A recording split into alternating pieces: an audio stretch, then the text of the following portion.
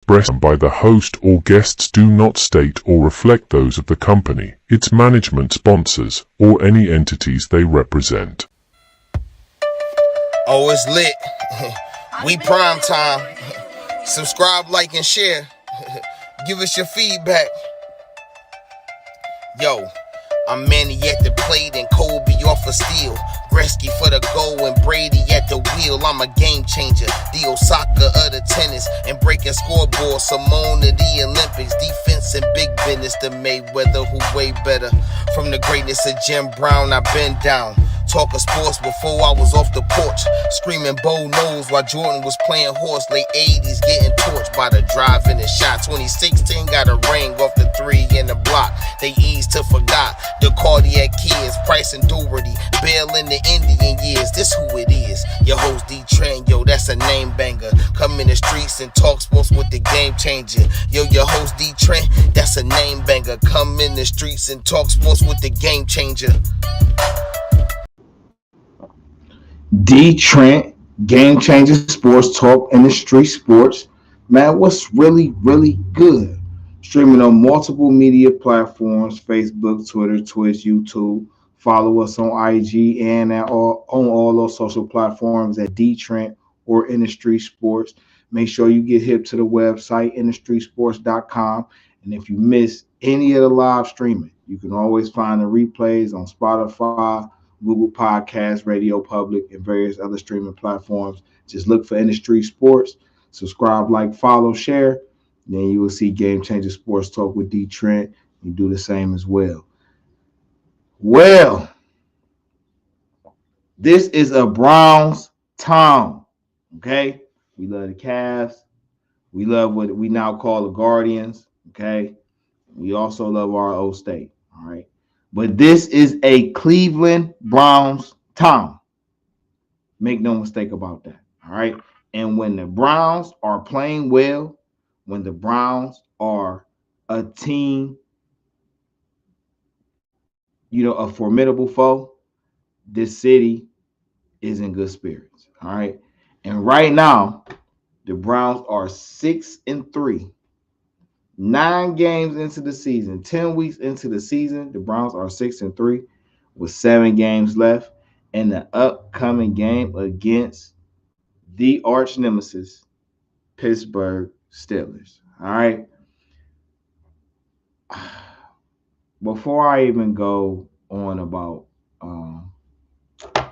Pittsburgh and the Browns, I have to send my condolences out to the family of the homie Guiding Light. For all those familiar with Browns Twitter and just Browns sports and Browns community media, everybody knows Guiding Light. A guy who is a diehard fan, a good brother, stand-up man, very talented, very knowledgeable. We're going to miss him. We're going to miss him like crazy. They have a GoFundMe up, so you look on the Twitter side. I'll be sharing it on my page as well. But prayers to his family and his friends, his close friends, and everybody. And we're the community behind y'all. I definitely am behind y'all. Whatever can be done. We try to do what we can. All right.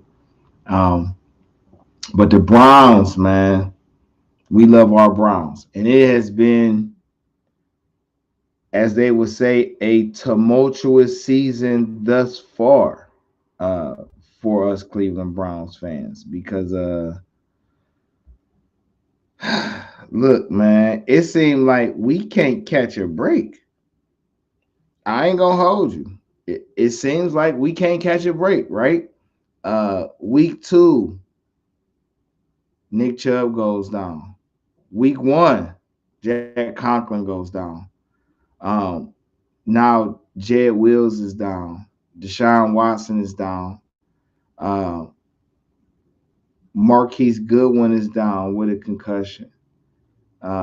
Jacob Phillips is out again for the year. But yet and still, we're 6-3. Uh, Dorian Thompson Robinson, 5th round QB draft pick for the Browns in this past draft. Played one game where he got told 2 or 3 hours before the game that he was going to be starting in the game. Uh, wasn't a good game for him against the Ravens. He ends up throwing 3 interceptions, and it just wasn't a good showing for him. I don't think at all it showed what he's truly capable of and what he could do. But you live and you learn. This is the NFL, right? And these things happen. You live and you learn. But he'll be getting another crack at it because last week, and right now I'm sharing, y'all. I'm just sharing the broadcast, so you gotta excuse me. All right. Um, Last week was so interesting. The Browns coming to a game against the Ravens, 7-2 Ravens at the time. Yeah, 7-2 Ravens against the 5-3 Browns, and it looked it like for a minute that the Browns were just about to get walked out of the arena at home. Um, it just looked like it was about to go stir crazy. I ain't gonna lie. And what happened? Deshaun Watson happened. Oh, did Deshaun Watson turn up on Baltimore last week? Okay. And the way he turned up on Baltimore last week to come back and lead that beautiful, beautiful, beautiful comeback, all right, was just nothing short of outstanding. All the things that I wanted Deshaun Watson to do, all right, he done. He throws the ball away instead of taking a sack. He slides instead of taking a hit. All right. Granted, he injured his ankle. All right. But he goes 14 of 14 in the second half for 2 touchdowns and the game winning drive. And we can't not, we cannot downplay that defense, that number one defense in the league. Oh man, listen, I ain't gonna lie. This Brown season has been so up and down emotionally for us Browns fans. But to be 6-3 with 7 games left, right? And let's just look at the standings, right? We're gonna talk about these numbers, right? Let's talk about the numbers. Baltimore sits on top of the AFC at 8-3. They just played on Thursday night and they basically manhandled the Bengals. And unfortunately, the Bengals will be without franchise quarterback Joe Burrow for the remainder of the season. He injured his hand, and they're 5-5 now after the loss to Baltimore this past Thursday. So they're going to sit him down for the season. I think Jake Browning is going to be their quarterback. I guess I don't know. I can't say that Cincinnati is bowing out, but I am saying without Joe Burrow, it's going to be very hard to get in the playoffs for them, for sure. But Baltimore sits on top of the AFC at 8-3. At 7-2, the Kansas City Chiefs sit second in the division. All right. And then this where it starts to get murky. So at 3, it would probably be the Miami Dolphins. And at 4, the Jacksonville Jaguars. Now, granted, those two are interchangeable because they're both leaders in their divisions, and division leaders always get the first 4 slots. All right. So right now, Baltimore, uh, Kansas City are undoubtedly 1 and 2, and you got Miami and Jacksonville at 6-3 in their respective divisions, and then you get to the other teams fighting for those spots, right? You only get 7 teams in the playoffs. Pittsburgh Steelers at 6-3. The Browns are at 6-3, and they play each other this upcoming Sunday. Then you have The Colts at 5-5, the Texans at 5-4, Cincinnati at 5-5, Buffalo Bills at 5-5. You also have the Las Vegas Raiders at 5-5, and you have Los Angeles Chargers at 4-5, the Denver Broncos at 4-5, and the New York Jets at 4-5. The only two teams that really seem completely out of it are the Tennessee Titans and the New England Patriots. New England is 2-8, and Tennessee is 3-6. But because of the AFC South, which consists of Jacksonville, Houston, Indianapolis, and Tennessee, if Tennessee gets hot, they could make a claim. The Texans have been playing very well. They could make a claim. The Indianapolis Colts could make a claim, depending. But listen, the AFC North is undoubtedly the toughest division in football, especially as it stands. Is the only division in the entire league where every team is at least 500 or better. And before Thursday, every team was over 500. So this is undoubtedly the hardest division to play with in the league. All right. Undoubtedly. DeeTrynt, Game Changer Sports Talk, Industry Sports. If you want to come up, the links is in the chat. Twitch, YouTube, Facebook. Hit the link. You can come on up, or you could just type in the chat. It'll show up here. We'll read your comments and everything like that. Let us know how you feel. So, as I say, the Browns are sitting at about a 5th or 6th position right now. With a chance, like really with a chance to be in the playoffs definitively. It's a tough season, especially in the AFC, right? A lot of quarterbacks went down. Aaron Rodgers then went down. Kurt Warner then went down. He in the NFC, but he then went down. Now it's Burrow and Watson down. Mark Andrews is down for Baltimore, so they done lost a weapon.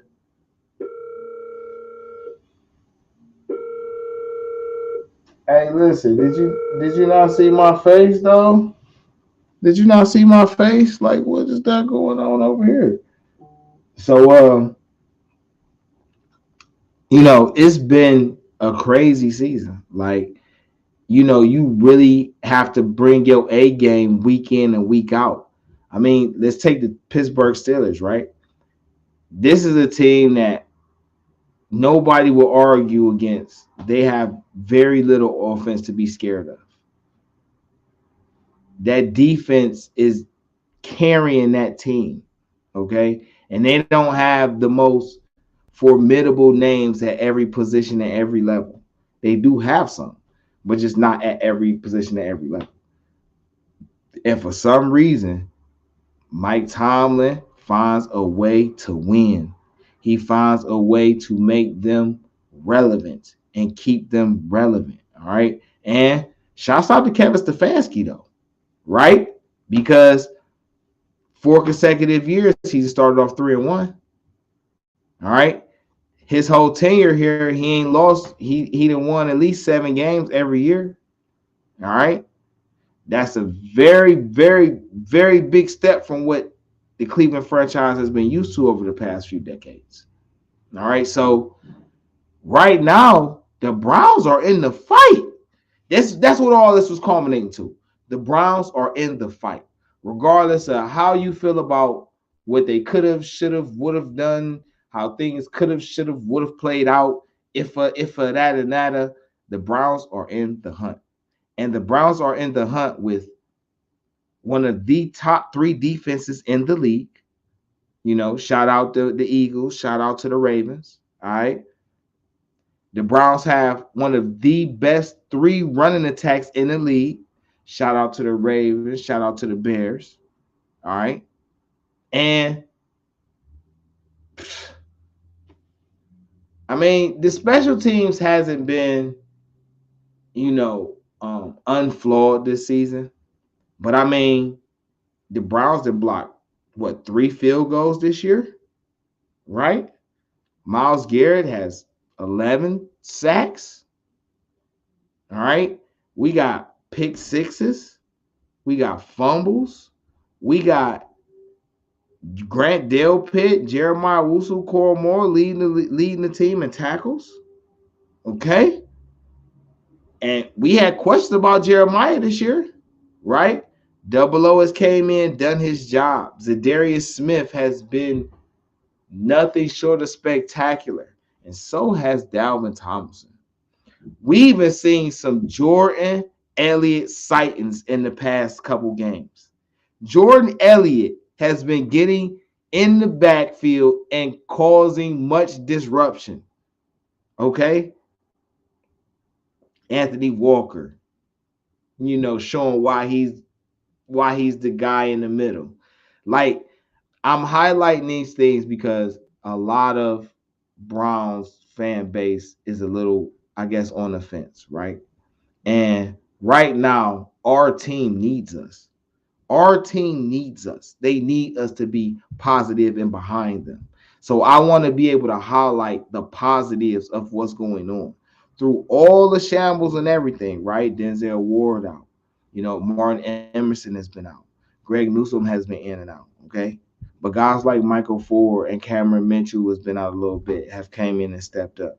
McLeod has been outstanding filling in when Juan Thorhill or Grant Delpit has to come out. All right.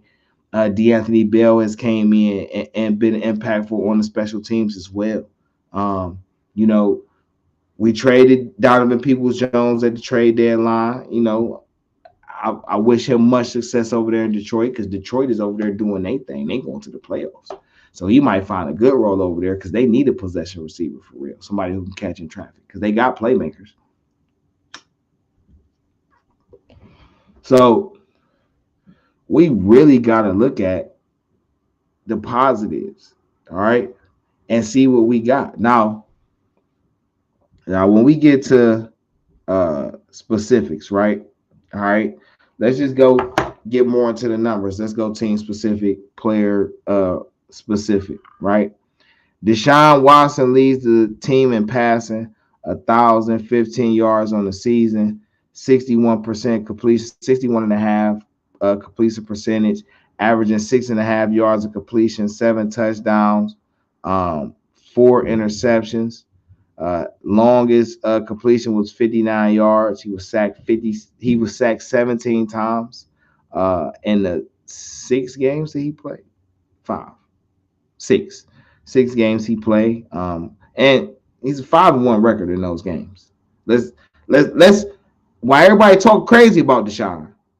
The only game he lost was really on him because he threw a pick 6 and a fumble against the Steelers in week 2. But other than that, Deshaun Watson with that number 1 defense, top 3 defense, is 5-1. Let's put that out there. But he's been sacked 17 times for 85 yards. All right. PJ Walker is next. He has 618 yards of passing, 49% completion, 6.3 yards of completion, throw 1 touchdown, 1 interception. Oh no, 1 touchdown, 5 interceptions. 58 yards was his longest completion. He's been sacked 7 times for 62 yards and losses. So people asking, why did they start DTR? Are they going to start DTR instead of PJ Walker? PJ Walker has been in the league 5 or 6 years. This is not his first time starting or getting an opportunity to start. And, he has glimpses and he does some things well, but ultimately, PJ Walker is really just a third quarterback. He's an emergency quarterback. Dorian Thompson-Robinson is being groomed to be the backup for Deshaun Watson for the foreseeable future.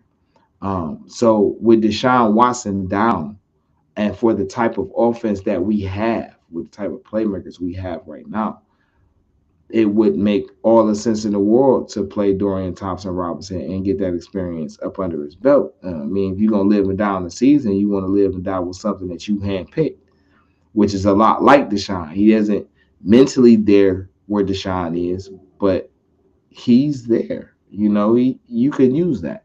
And on the season, in his 1 game, he threw 130 yards, 54% completion percentage, 3.5 yards of completion, no touchdowns, 3 interceptions, and he was sacked 4 times. Now, in the preseason, Dorian Thompson-Robinson looked really good. He got the ball out quickly to the playmakers that was on the field with him. He established a rhythm. He was able to run. He did a quite a few good things. He won't be able to do all those things per se, but he'll get a chance to do a lot of those things with the offense that we have.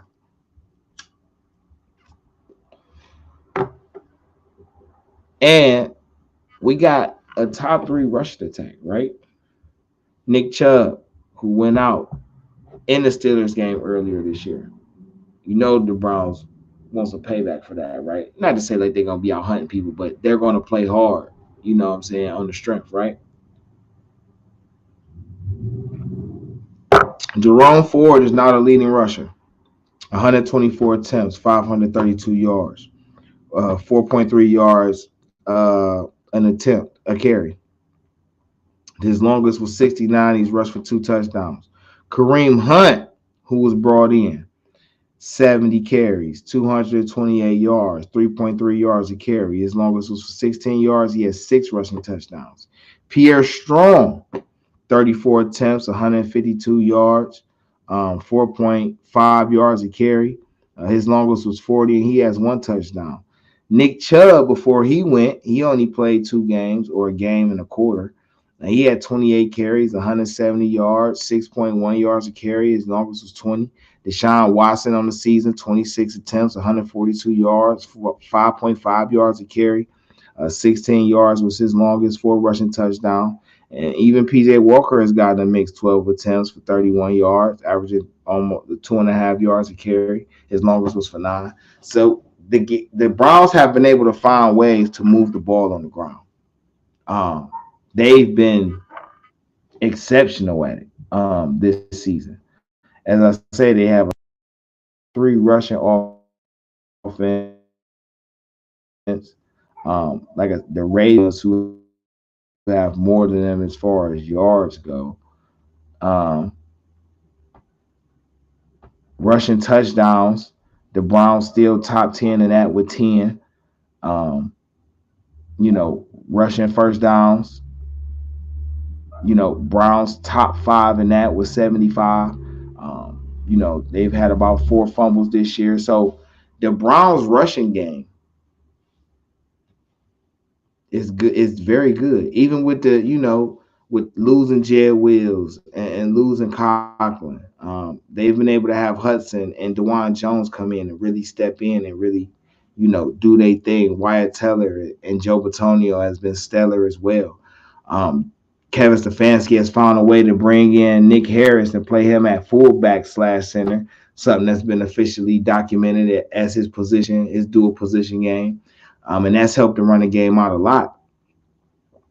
So this is something, and highlighting the running game, this is something that is really going to help Dorian Thompson-Robinson as taking over for the rest of the season.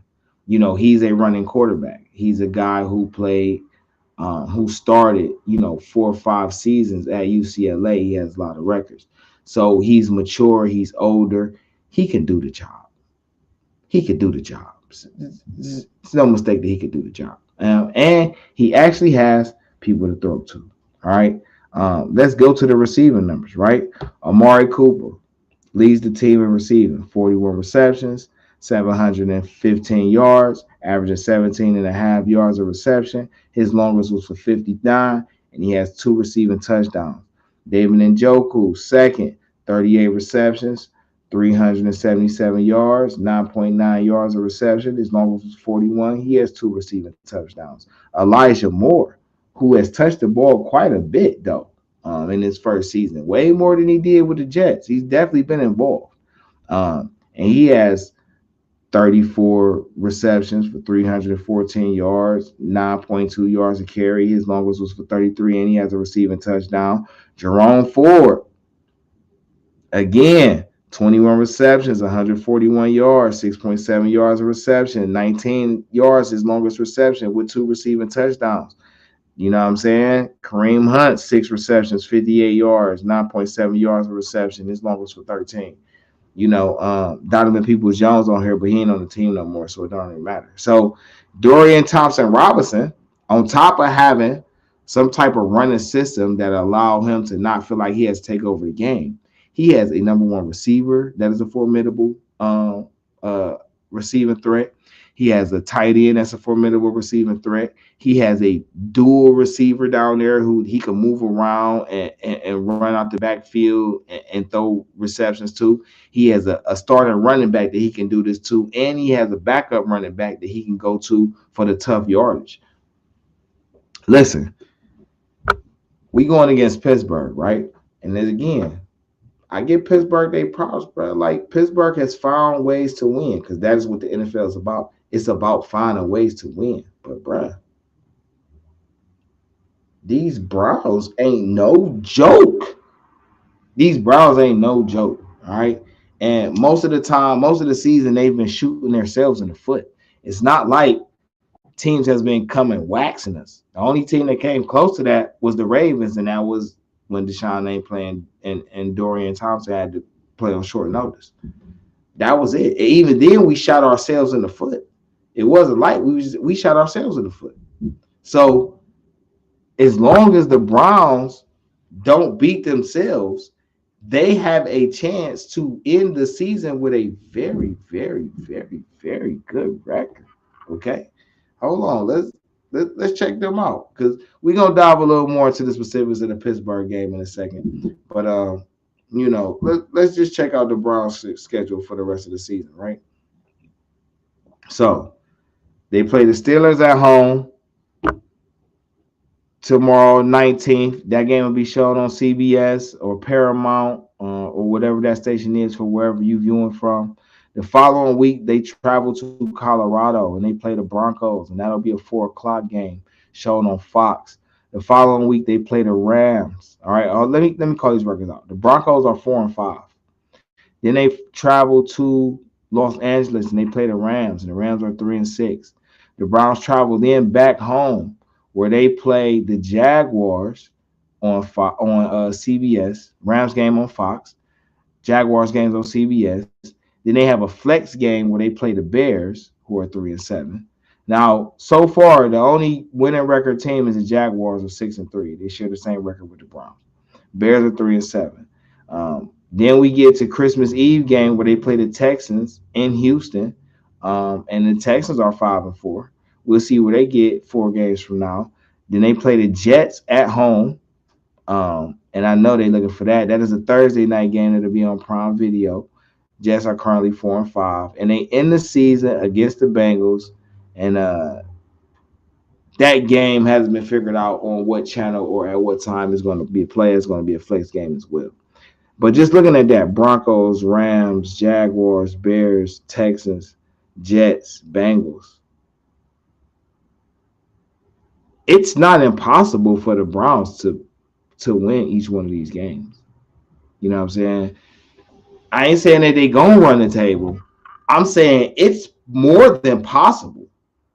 Between that defense, and we'll just add the kicking game. Dustin Hopkins has been outstanding. He missed a couple, so what? But he's hit the ones he's needed to hit, and that's a far cry from what we've been able to say about our kicking game over the last few seasons, several seasons, actually. So we have a running game that allows us to control the clock, a defense that allows our offense to get repeated opportunities. In a lot of these games, the Browns are getting 12 and 13 possessions on offense. That's virtually 3 possessions a quarter. That's the potential to score 21 points a quarter. Anywhere from 9 to 21 points a quarter, or 24 if they go for all twos. So they have a chance. They have an Amari Cooper, a David Njoku, an Elijah Moore, a Kareem Hunt, a Jerome Ford. You know what I'm saying? Like, the Browns could really do something special. Even through all the BS. Number 1 running back down. Number 1 quarterback down. Number 1 right tackle down. Number 1 left tackle down. Down. Okay? Important rotational linebacker down. Important defensive backs down. And they're 6-3. I don't care nothing about what Pittsburgh talking about they gonna do. I mean, they found a little rhythm now. The running game has been doing a lot. They've been running Najee Harris and Jalen Waddle a lot, so that's been going on. Kenny Pickett is still Kenny Pickett. I don't see him as a threat. I see him as a person who could capitalize on opportunities if a team is not careful, for sure. But did you not just see what this Browns defense did to Lamar and them? And I mean, Lamar got off in the first half, but what happened when it mattered? Ravens were up 31-17 with like 10 minutes to go in the game, 11 minutes to go in the game. The Browns scored 16 Pickens straight. where? I thought Pickens was hurt. No. Pickens hurt. Let's see. Let me go to the I was looking at the injury report. Let's check him out. So the injury report. Let's nice in there. Let's go through the whole injury report. Currently on the Browns injury report as of Friday, David Bell, Grant Delpit, Michael Dunn, Marquise Goodwin, DeJuan Jones. Now, okay, let's preface this. David Bell was full practice. Grant Delpit was full practice. Michael Dunn was full practice. Marquise Goodwin did not practice. DeJuan Jones on limited practice. Greg Newsome fully practiced. Njoku fully practiced. Obo fully practiced. Pierre Strong fully practiced. Wyatt Teller fully practiced. Juan Thorhill did not practice. Alex Wright full practice, and Denzel Ward fully practiced. For the Pittsburgh Steelers, Deontay Johnson, wide receiver, full practice. Patrick Peterson, he didn't even qualify, so we don't know what he's going to do. Keanu Neal did not practice. Minka Fitzpatrick did not practice. Montravius Adams did not practice. Isaac Samalo did not practice. Pat Fryermuth full practice, and Cameron Hayward limited practice. So a few guys out. I did see a report that said Minka Fitzpatrick will be out for this game. And even though he's out, the Pittsburgh Steelers still gonna come with their A game. They're gonna come trying to win. Make no mistake about that. They're not gonna lay it down. They coming to win. The Browns look like they're only gonna be without Marquise Goodwin and Juan Thorhill as of end of practice yesterday, Friday. Who knows what could change between that point in time and kickoff? But this is an important game. This arguably could be game of the week because of the seeding implications and how it affects so many different people. It would have been nice. It would have been nice if the Bengals could have pulled off the upset and beat the Ravens. That would have been nice. Then we'd have been tied with them, and after this win and all that. But make no mistake, I see the Browns winning this game. I think DTR is going to play better than anticipated. I think Kevin Stefanski, because look, right? And this is the thing. I've seen some things work for the Browns, right? With Deshaun last week with against the Ravens, they had come out of play action, right? And if Deshaun doesn't have it, especially in the second half, they were doing the check down to the tight end screen. I like that concept to Njoku. As he's been showing this year, when he gets ahead of steam, he is hard to tackle. So that's something that they probably want to continuously do and make that a point of emphasis. Amari Cooper, he's been able to get behind defenses, beat double teams. He's been able to do the things you want your number one receiver to do. And I think this is a good time that Kevin Stefanski and Alex Van Pelt and the crew design plays specifically for the playmakers. Dorian Thompson-Robinson, this is what we're going to do. You either going to go to this read, you're going to go to this read. You know what I'm saying? This is your outlet. If it breaks down and you can run. Get a positive play. When you run, slide. If it's not, throw the ball away. Don't take unnecessary sacks. If you are getting sacked, don't try to play hero ball. Just try to lose the minimal amount of yards as possible. Come back for the next play. All right? Don't beat yourself. Just let the defense dictate what you're going to do and take advantage of that. Because trust me, you have the weapons to be able to do that. But Kevin Stefanski and crew, this is all y'all got to do is just design the play specifically for your playmakers.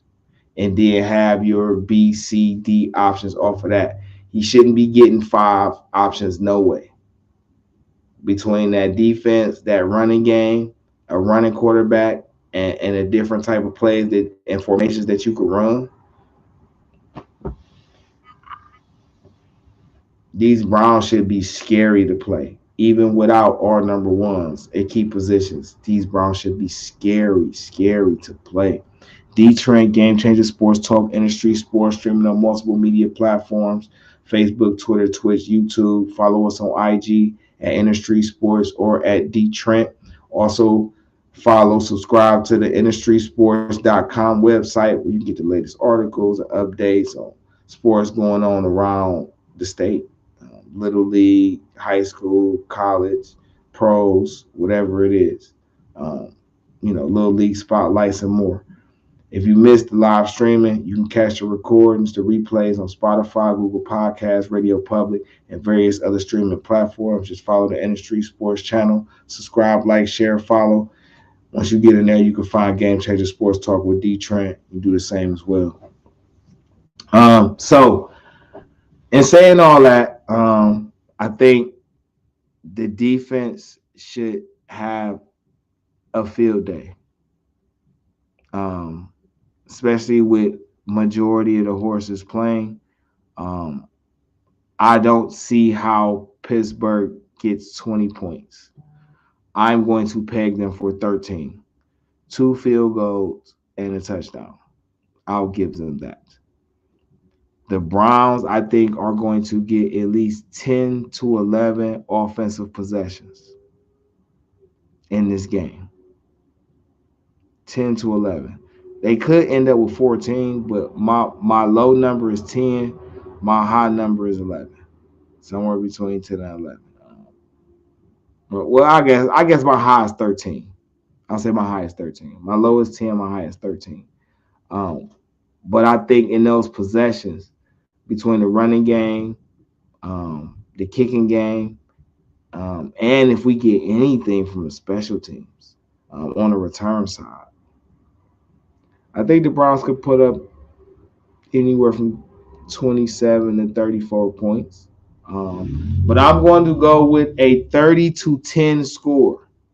30-10 Browns over Pittsburgh. I'm going to say Jerome Ford has a nice game. David Njoku has what they would call a breakout game. And I think Myles Garrett is going to get somewhere between a sack and a half to 3.5 sacks. I think it's going to get real ugly for Pittsburgh in this game. With that being said, I appreciate everybody listening. As always, when I'm streaming, you can chime in on the chat. You can hit the link, come up, show your face, so we can have a back and forth debate live on the stream.